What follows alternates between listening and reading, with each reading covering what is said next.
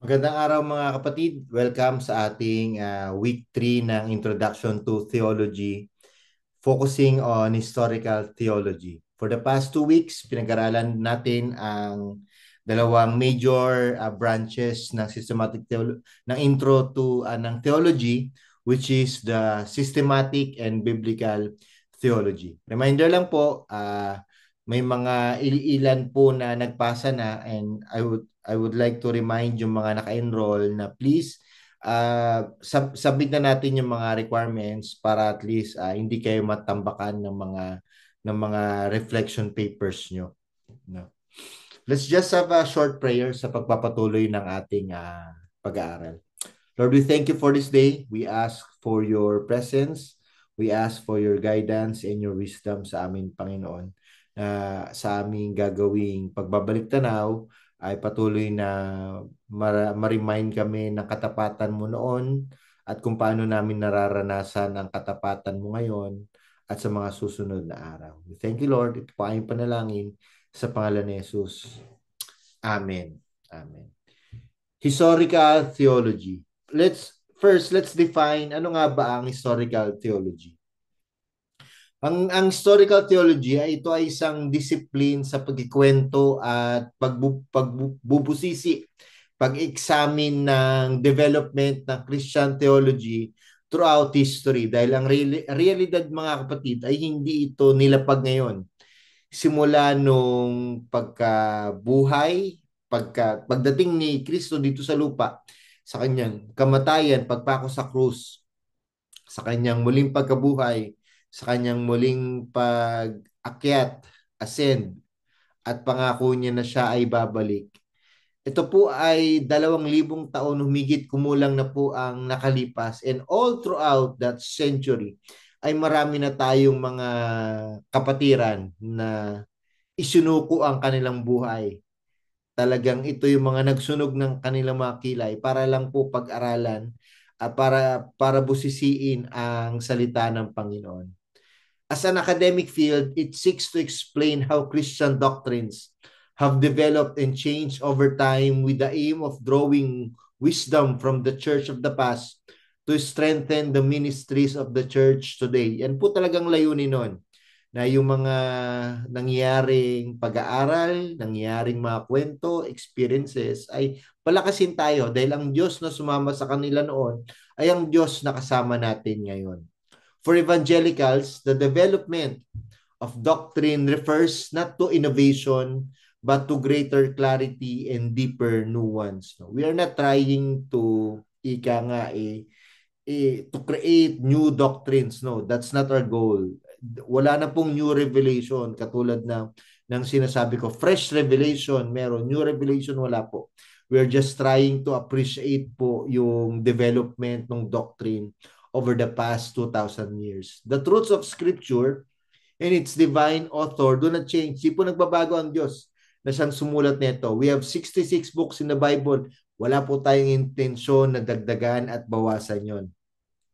Pero, siyempre, ang church tradition, nagpa-function siya as a handmaiden to the Word of God. Tayo po yung ginagamit ni Lord na vessel instruments. Therefore, historical theology plays a vital or supportive role in the life of the church. Kung gusto nating makita kung bakit tayo nandito ngayon, kung bakit ang daming denominations, bakit iba-iba ang mga doctrines na meron, although may mga essentials na non-essentials, yun po ay dahil sa mga historical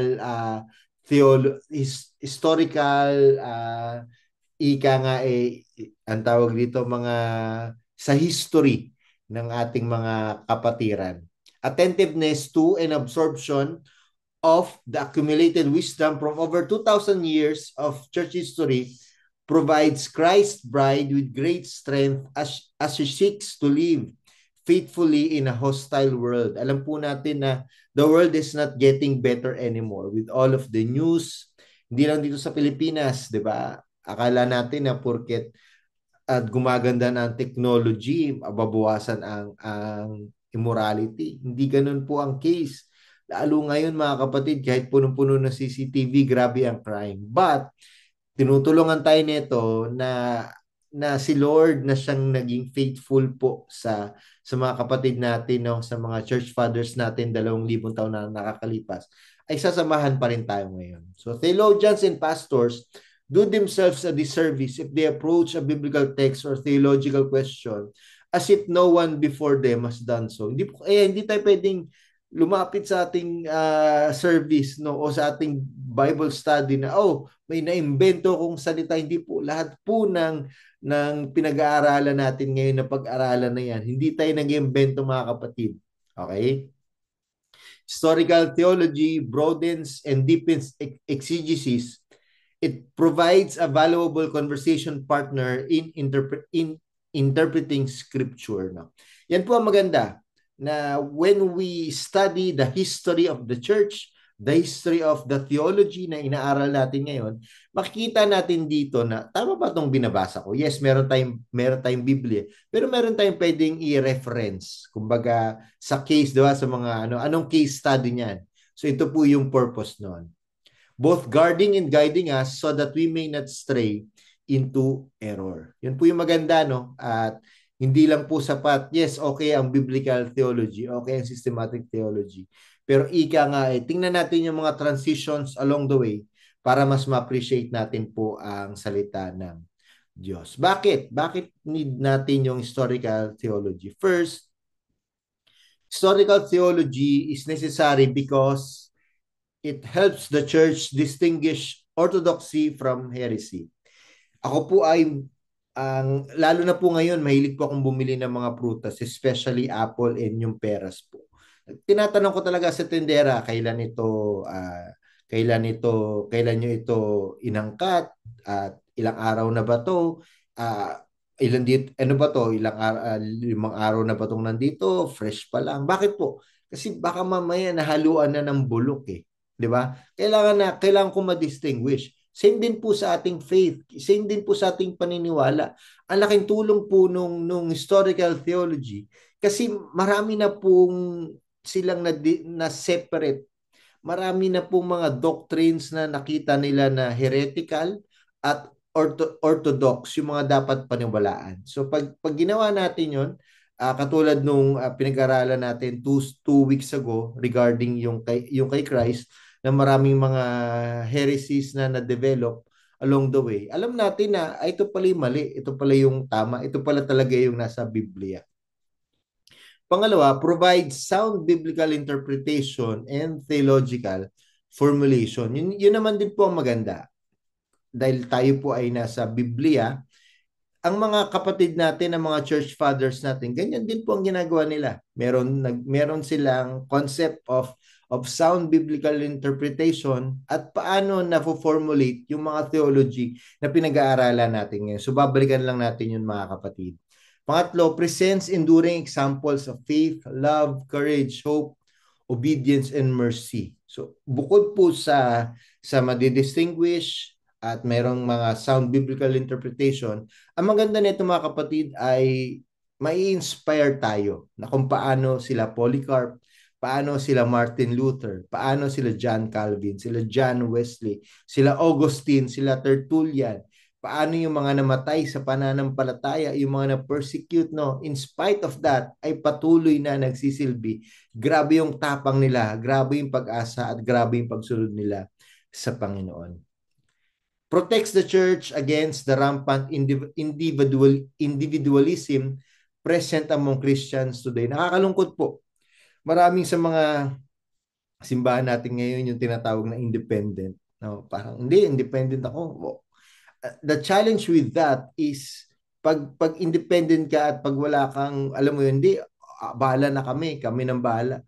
Ang nangyayari po ay pwede kang mag-create na sarili mong doctrine. Pwede kang magbuo ng sarili mong church na hindi sa Biblia, wala sa Biblia. Na if you will look at the church history, yun na nga po yung naging problema. Dahil walang organization, dahil walang denomination, nagkanya-kanya po. At ang naging challenge is, imbis na mapabuti, na mas napasama po ang simbahan na yun. Ang local church na yun. Enables the church not only to understand the historical development of its beliefs, but also to express those beliefs in contemporary form. So we're trying to, ito next week ko pa po ito babanggitin, pero we're trying to make sure yung to be relevant, ika nga. Paano tayo magiging relevant kung hindi natin alam yung pinagmulan?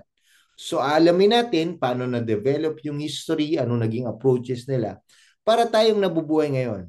Diba? May mga Gen Zs na, nasa panahon na tayo na talagang patok na ang social media, paano magiging relevant ang salita ng Panginoon ngayon.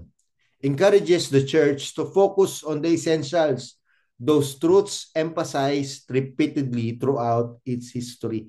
Ano ba yung essentials? Focus tayo doon. Marami po ngayon na, o kailangan ganito ang worship leader, o kailangan may drums. Kapatid, that's not, o kailangan ganito, the way kayo mag-worship, that's non-essential. Ang church history po ay tinuturuan tayo. Kaya nga merong mga councils, kaya nga merong mga creeds. Kaya yung Apostle Creeds, grabe yun, yung Anastasian Creeds, para binabanggit lang po yun every time may service. Actually, if you will look at the form or the program, alam nyo ba na ang the early church natin, ang pinaka-focus talaga nila is communion. That's really ngayon sa atin preaching, but for them, yung communion, yung kung ano yung ginawa ng ating Panginoong Hesus. So makikita natin ay binabalik tayo. Ano ba yung essential? Ano ba yung dapat na pagtuunan natin ng pansin? Gives the church hope by assuring believers that Jesus continues to fulfill His promises to His people. Di po nagbabago ang pangako ng Diyos.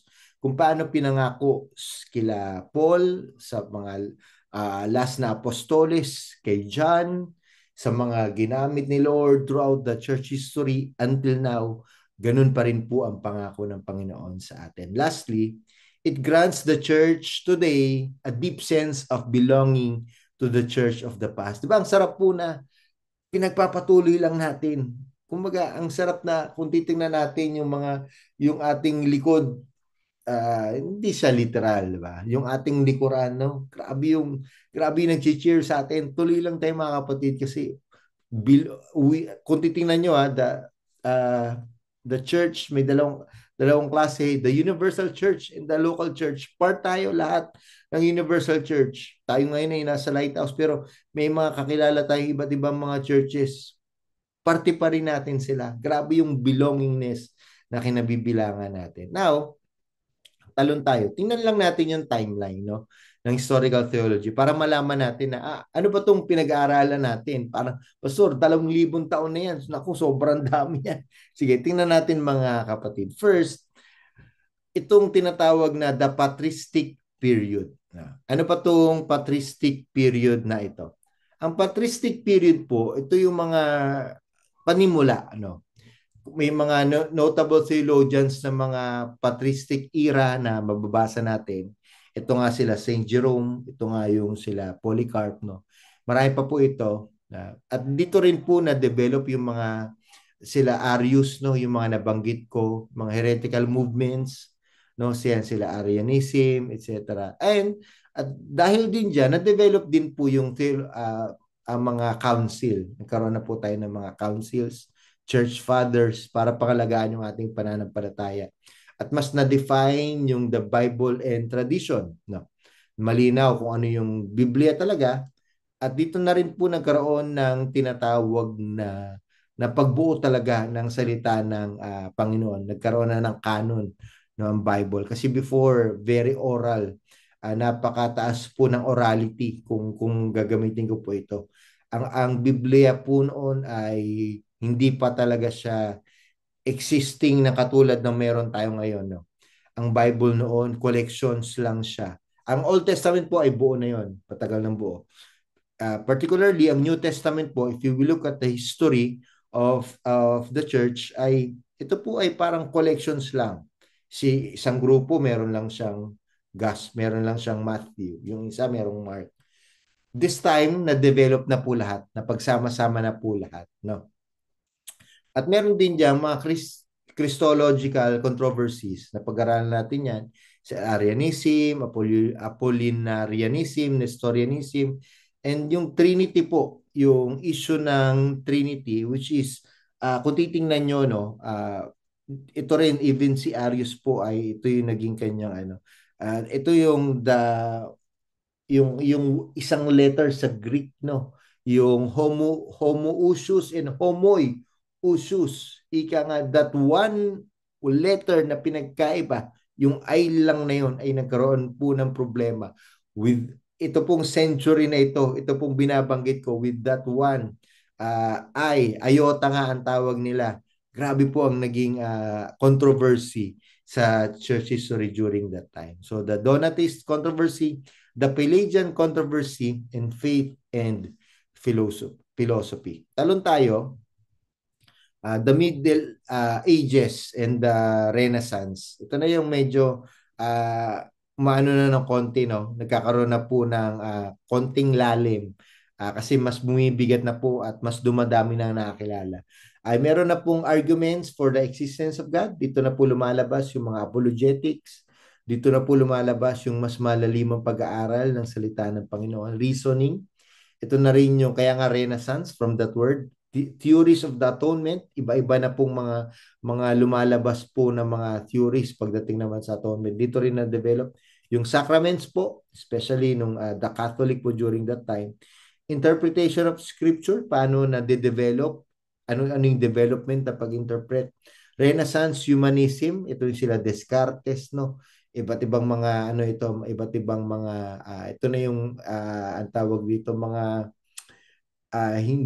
ano na sila, bunga na, ika nga, parang susumulpot na sila na parang Renaissance humanism yung tawag nila. Themes in late medieval scholastic theology.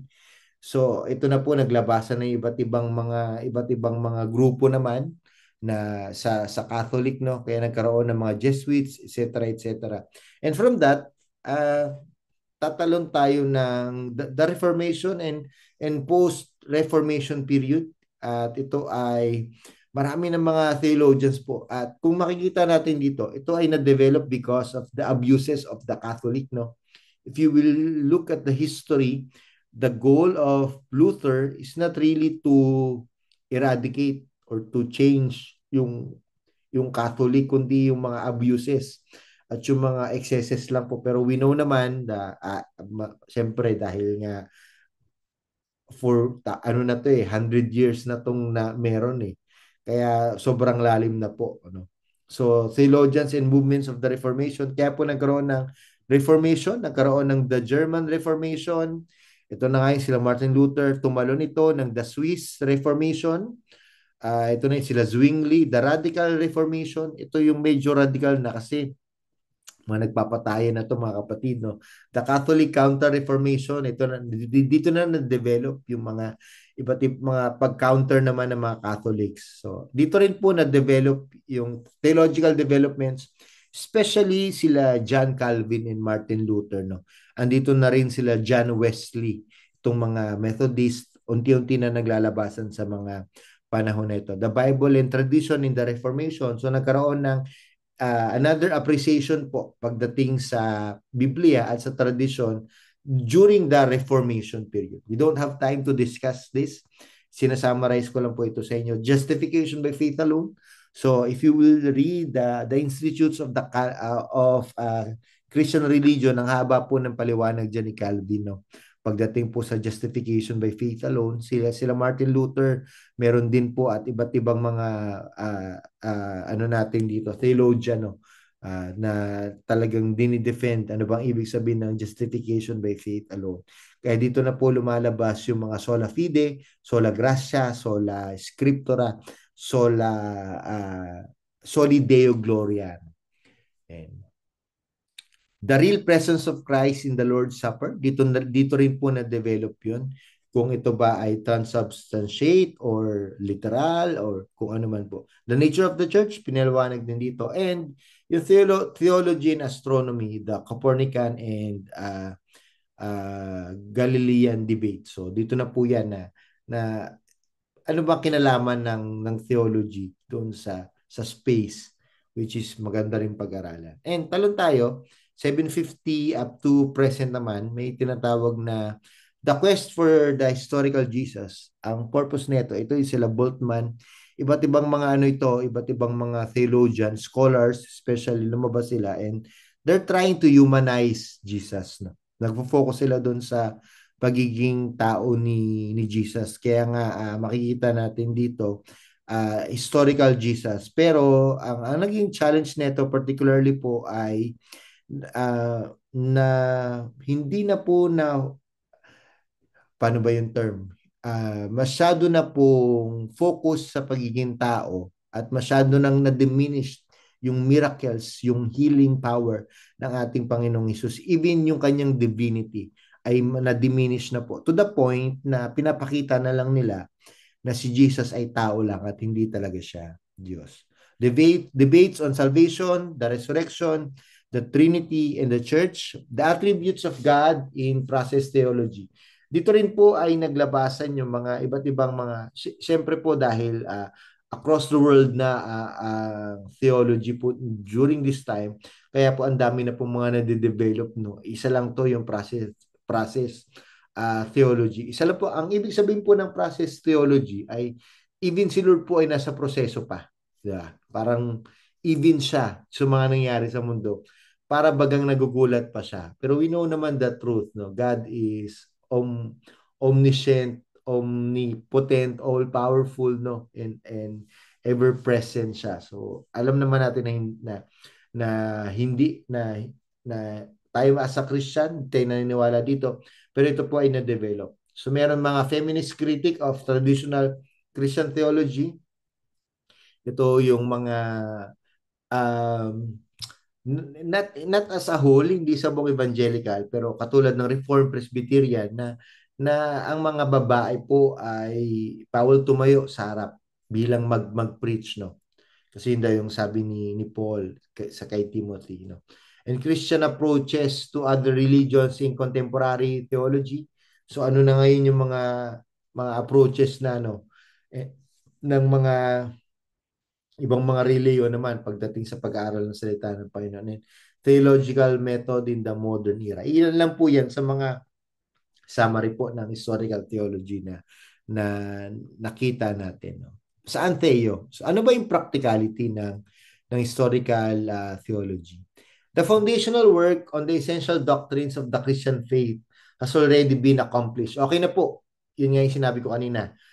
Ang church, we will not reinvent the wheel, pero we will exercise wisdom by building up upon this established foundation. While ministry context may require fresh engagement with particular doctrines, the truth has already been laid down. Di na po tayo nag-iimbento ng bagong doktrina. We're just trying na yung new approach in presenting the gospel, especially now po sa ating generation. Historical theology aids the church in her ongoing effort to distinguish sound doctrine from heresy, truth from error. It is essential because false views of Christ throughout history have led many away from saving faith. By connecting past heresies to contemporary errors, the church is equipped to confront deception with truth in love. Yun po yung maganda. Pag ito pinag-aralan natin ay dahil tayo po ay armed, equipped na ng katuruan ng Biblia, na-aral natin yung historical theology, ay masasabi natin ito with truth in love sa mga nangangailangan po. It also provides inspiring examples of faith, piety, perseverance, commitment, and suffering for the gospel. The writings and lives of the church fathers fuel believers' faith and encourage deeper trust in the Lord today. Kung makikita niyo po no kung yung kwento nila John Calvin, nila Martin Luther at ibang mga church fathers natin, kung paano sila nagpursige. Tayo ngayon no, hindi naman madali pa. Hindi naman madali ang maglingkod sa Panginoon. Ang daming struggles mga kapatid, ang daming doubts na pumapasok sa atin. Pero when we read when we hear those stories po, ay tayo din po ay may inspire na magtiwala pa sa Panginoon. Their struggles with sin and perseverance amid hardship remain timeless reminders of God's sustaining grace. So, isa rin po ay historical theology further helps guard against theological fadism. No? in today's consumeristic and individualistic culture, marami pong natutokso na pick and choose lang approach sa doctrine. Kung ano yung, what suits you, ano ba maganda para sa iyo. Yun yung theological fadism po na tinatawag. Kung ngayon uso yung worship na ganitong worship style na ganitong klase, pero we realize na hindi po yun. Hindi yun yung goal natin. Ano ba essential? Historical theology anchors the church in truths that cannot be minimized, denied, or distorted, such as the sovereignty of God, the reality of hell, and the authority of Scripture. Yun naman po ang maganda sa pag-aaral natin ng historical theology. Maraming fads, maraming ito uso, ito yung ginagawa ngayon, di ba? Sa mga, ewan ko kung naabutan nyo yung mga, even yung mga t-shirts, no? Okay naman po yan. Pero at the end of the day, focus tayo sa essential. Finally, it strengthens the church hope by testifying to God's faithfulness throughout history. The Lord has always been and always will be faithful to His promise to build His church. This assurance connects today's believers with the universal church across the ages. As we end this first part, engaging with historical theology is wise, necessary, and timely. The thoughts and traditions of past Christians are essential for understanding theology and applying scriptural doctrines to life today. Okay po yan, mga tinuturo nila pastor. Pero meron tayo, ang tradition po ay hindi masama. Basta po, as long as it is connected, as long as, ito yung sinasabi ng salita ng Panginoon, gawin po natin yun. Drawing upon this accumulated wisdom of over 2 millennia of church history strengthens the church as she seeks to remain faithful in a hostile world. We are not the first to endure hardships or to wrestle with interpreting and applying scripture. Hindi po. The discipline of historical theology with its wisdom from prior generations is not only beneficial but also demanded by scripture itself.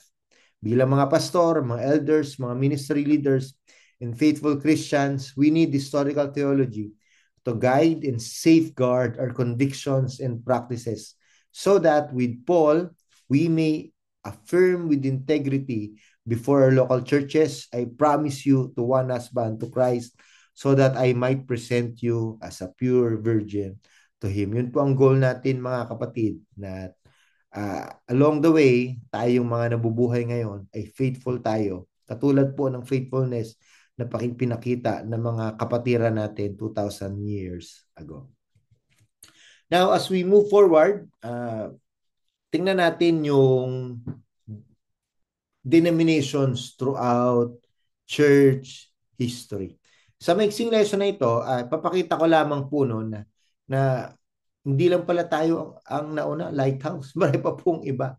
Titingnan natin yung development, no? Tingnan natin kung ano yung mga denominations na develop na nagkaroon po throughout church history. In this lesson, we will study the history of Christian denominations. Ano ba yung origins nila? Ano yung polity? Ano yung development through the centuries up to the present day. First, tingnan natin yung three major branches of Christianity. Una po yung Eastern Orthodox. Ang Eastern Orthodox po ay often referred to as simply Orthodox. Sila yung mga Greek Orthodox, Russian Orthodox, or Antiochian Orthodox.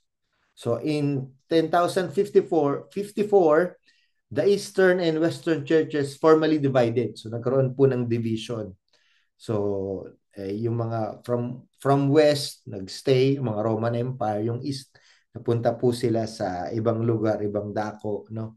Over the inclusion of the Filioque clause in the Nicene Creed, the Western Church affirmed that the Holy Spirit proceeds from the Father and the Son. However, ito yung division, syempre hindi lang naman isang factor yan. Merong cultural, merong political and ecclesiastical differences also contributed to the schism. In recent times, ecumenical dialogue between the Orthodox and Roman Catholic churches have made some progress. So marami po yan, no? Kasi nag-iba yung yung kultura po ng iba yung pamumuno, no? Kasi ang Orthodox po ayaw ng hari, ayaw nila ng Pope. So parang ganun yung mga nangyari po. Worship and life. Orthodox churches emphasize the liturgy called the divine liturgy and the use of icons in worship. Their services are sensory rich, involving incense, kaya meron silang insenso, meron chanting, may scripture reading, no, a homily, and the celebration of the Eucharist. The Orthodox also teach the value of prayers to saints and to Mary. Parang wala naman silang halos pinagkaiba po sa ating sa Catholic, no. Parang ilan lang, may mga ilan lamang po na pinagkaiba. Polity, so authority is exercised by bishops. Meron din silang bishops who are seen as successors of the apostles, no. Bishop appoints priest, so elders or presbyters, so parang sa Catholic talaga, to shepherd congregations, while deacons serve practical and liturgical needs.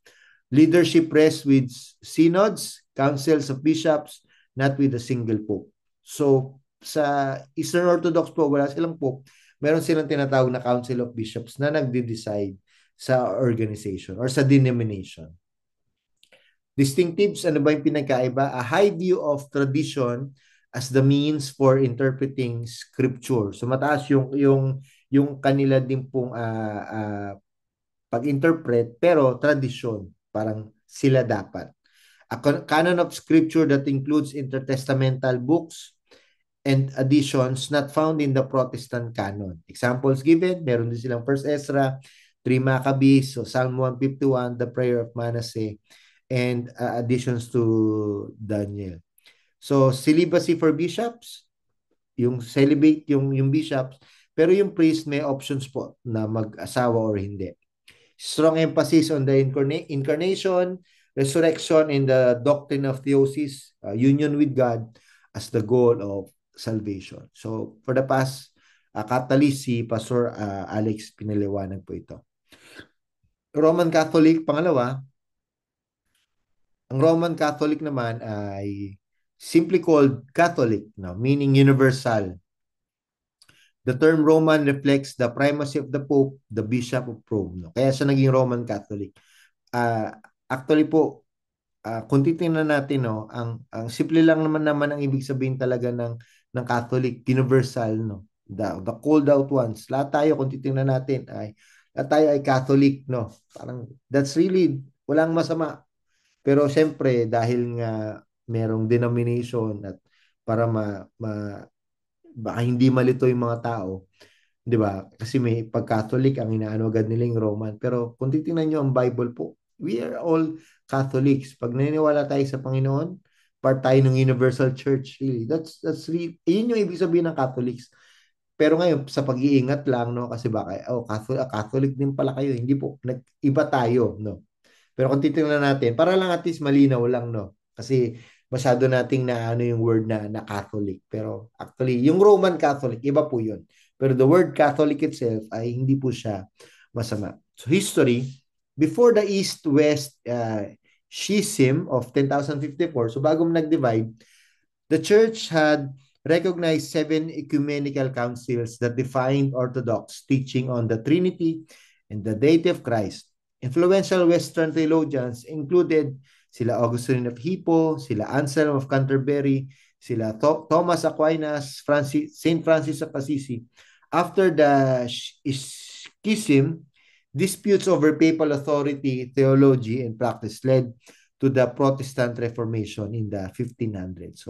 So ang ganda actually ang ganda ng development after nung division. Pero may mga abuses kasi along the way, especially yung paghingi ka ng tawad, may bayad, no, yung mga simony at yung pag-confession. So may mga sexual abuses lang din during that time kaya nag-led into Reformation. Worship and life. Roman Catholic worship is highly liturgical. Sa Pilipinas, hindi to foreign sa atin. Kasi most of us, ako po ay galing ako sa Roman Catholic, no? So, kaya alam ko to, featuring maraming statwa, maraming images, prayer to the saints, kaya bukod dun sa si Kristo na nakapako, andin yun. Depende, San Isidro, depende, Saint Paul, depende kung sino yung santo na nakabase doon sa lugar nyo. No? And syempre, Mary.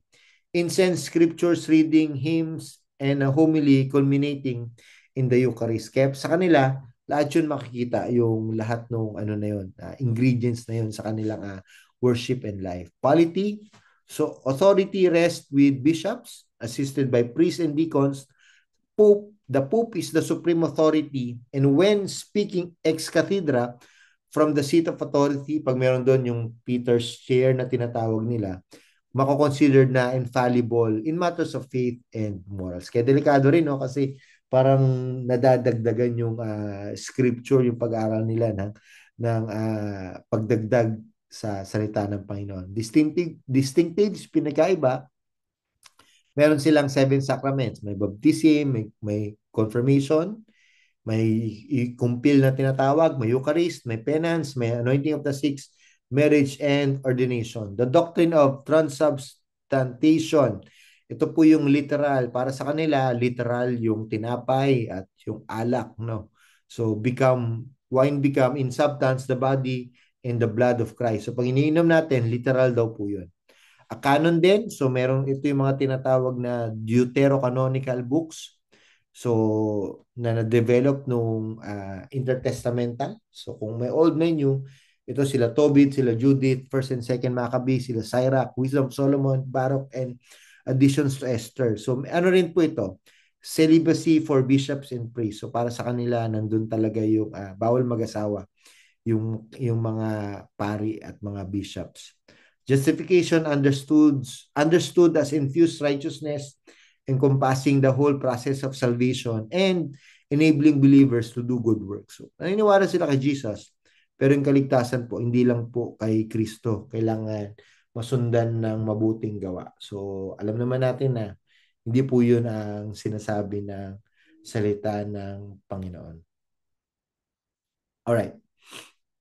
Now, Protestant tradition. Ito, tayo na to mga kapatid. The Protestant Reformation gave rise to a wide variety of denominations, many of which continue to shape Christianity today. Yung Eastern Orthodox, yung Catholic, Roman Catholic po, iilan lamang yung parang naging nag-branch out, ilan lang. Pero yung Protestant ay napakadami po. Yung magbibigay ako sa inyo ng iilan, pero hindi pa po ito lahat. History, no. So in the 1500s, actually parang 1521 siya, no. Reformers such as Martin Luther, sila Philip Melanchthon, sila John Calvin, Ulrich Zwingli opposed corruption and doctrinal errors in the medieval Catholic Church. Ito na yung abuses. They sought to reform the church in light of scripture. At ang pinagbasihan pa talaga nila, si early church father, si Augustine, which is Roman Catholic, yun lang naman yung goal nila. Balik tayo sa salita ng Panginoon, hindi yung rituals, hindi yung traditions na wala na sa salita ng Panginoon. At ang focus nila, 5 solas. Babalik tayo sa sola scriptura. The Bible is the final authority na tradition or the magisterium. Christ alone, solus Christus, salvation is accomplished by Christ alone. Hindi na natin kailangan si Mary, hindi na natin kailangan si Paul sa kaligtasan, si Kristo lang. Faith alone, sola fide. Justification is received by faith, not by works.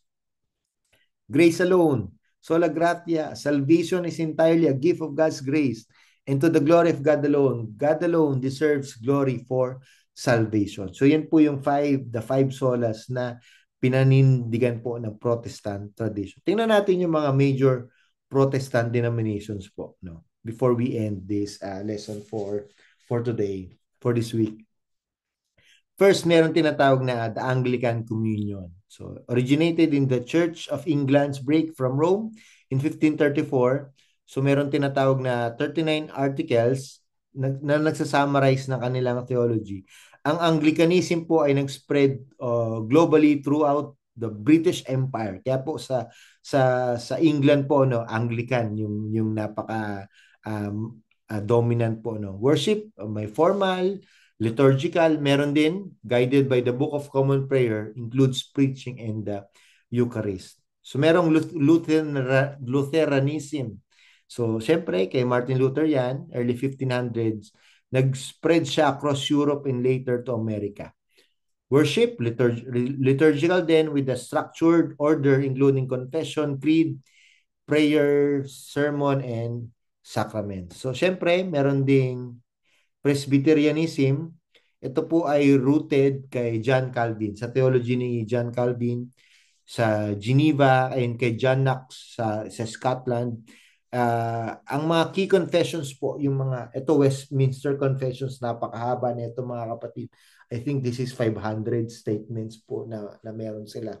May Belgic Confession, Heidelberg Catechism, Canons of Dort, no? Yan po yung talagang grabe yung dahil ako po ay, ang masters ko po ay sa Reform School, yun yung pinamemorize nila sa amin, no?